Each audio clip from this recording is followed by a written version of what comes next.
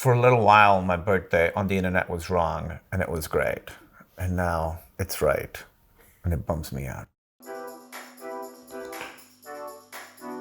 Hey, I'm Kumail Nanjiani with InStyle, and you are watching this guy. I just get a black coffee. If I can, I'll get like an African coffee. I love Ethiopian, Kenyan, Rwandan, Indonesian if they have it, but just black coffee with nothing in it is what I like. My favorite food is biryani, which is a Pakistani dish of rice, chicken or beef or goat. And the way my mom makes it is with potatoes. Now that's gonna be very controversial to some people watching this, but I stand by potatoes and biryani.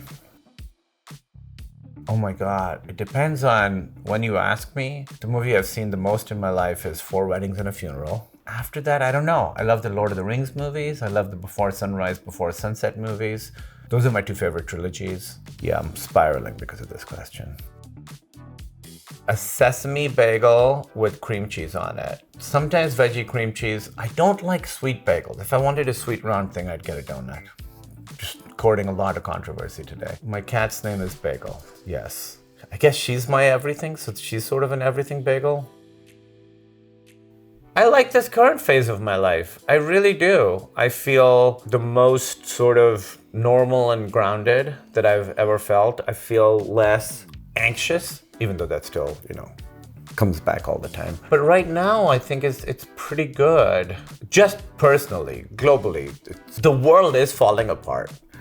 But this is the first time I feel like a grown-up, I think. I feel like an adult for the first time. My mid-20s in Chicago, I was doing open mics. For the first 2 or 3 years, it was great. I was really writing a lot of stuff. I was figuring out how to perform. I was getting better at it. And then I was just kind of spinning my wheels. I was going out too much. I was out till 3 a.m. every night, and I had an office job, so I had to be at work by 9. So I wasn't really sleeping, I wasn't really writing. Those last 2 years in Chicago, I think, was probably the most directionless I felt. My favorite thing to do is just like sit down and have a nice, comfortable, long meal with Emily, with friends. If I could, I would do it every night. I can't do it every night. Or just get out of town or something and just spend a weekend together at some hotel or Airbnb or something, because it's easy to sort of get stuck in patterns. For me, at least, if I can do something to break out of those patterns, that really helps me feel more engaged in everything. Maybe it's gotta be marry someone that I'd been only dating a few months, just a couple weeks after they came out of a coma. That's a pretty crazy thing to do for love. The industry's changed in so many ways. One, I think there's more of a focus on diversity. The parts, I remember when I would first audition, it was all cab drivers and 7-Eleven clerks and things like that. It really was all like that. And now it's a little bit better. There's still more work to do, but it's changed a lot. There are just so many more outlets now. There's with streaming and stuff. It's harder to get people's attention, but I think more stuff is being made. I think there's just more opportunities now. Definitely Welcome to Chippendales was the role I've been most nervous to take on because I just never played anybody like him. Sort of a dark guy. I've mostly played people who were in some ways different versions of myself. Generally they were, funny or they had some element of likability to them, I think. Whereas this guy, based on a real guy, has done a lot of bad stuff. And I was scared to do that because I knew I couldn't use any of the sort of my go-to moves that I've been able to fall back on in other roles. I couldn't be funny, couldn't even smile that much. And so I was very, very scared to take this on because he does some things that are completely indefensible and you have to figure out how to justify someone doing those things.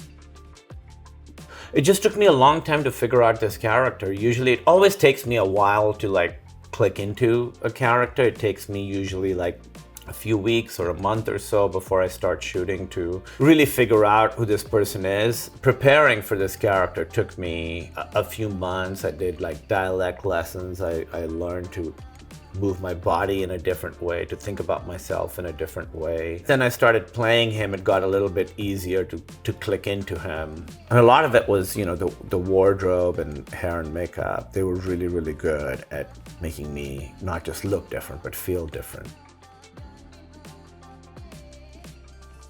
I just really enjoy exercising now. I get a lot out of it. I sleep better, my anxiety is lower. It also gives me structure to my day. When you're not shooting, it can be easy for the days to sort of just flow into each other and to not do anything. So it helps me in a lot of ways. It also helps me with acting because it allows me to be in touch with my body. I think that that's really important. From that, I've learned to really have when I'm not working, a schedule that's even stricter than when I am working. It doesn't feel like discipline because I really benefit from it. I'm like happier and less anxious when I have that structure. So for me, that structure is very, very important. And it's not imposed externally. I impose it on myself because I see what I get out of it.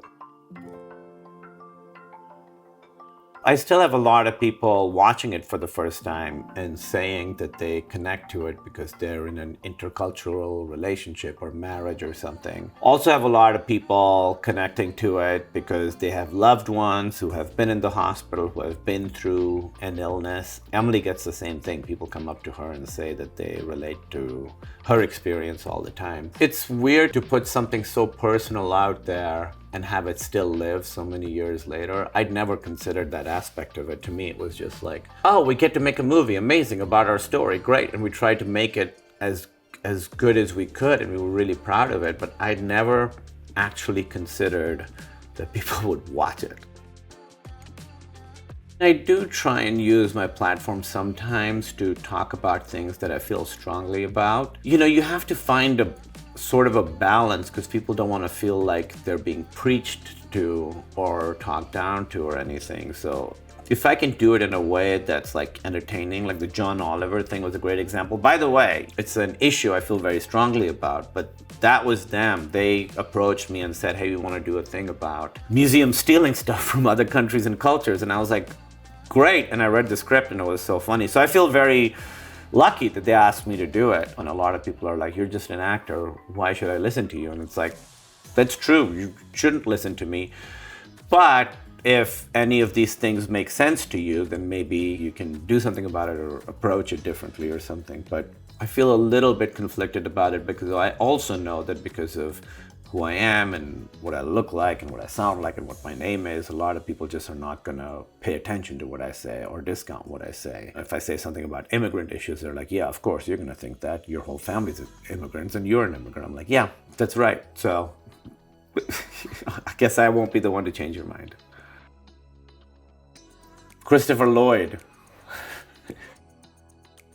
Have a big glass of water and then I sit and have my coffee. Those are the things I do. Emily always goes outside with Bagel, our cat, and she sits outside for a little while. Sometimes I do that, sometimes I don't, but always get up, have a big glass of water, sit and have coffee, and don't do any work while I'm having coffee.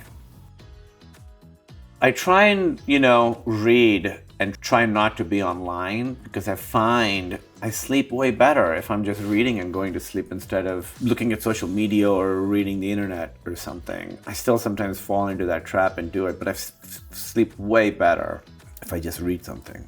Thank you for having me, InStyle. Don't forget to watch Welcome to Chippendales on Hulu on November 22nd.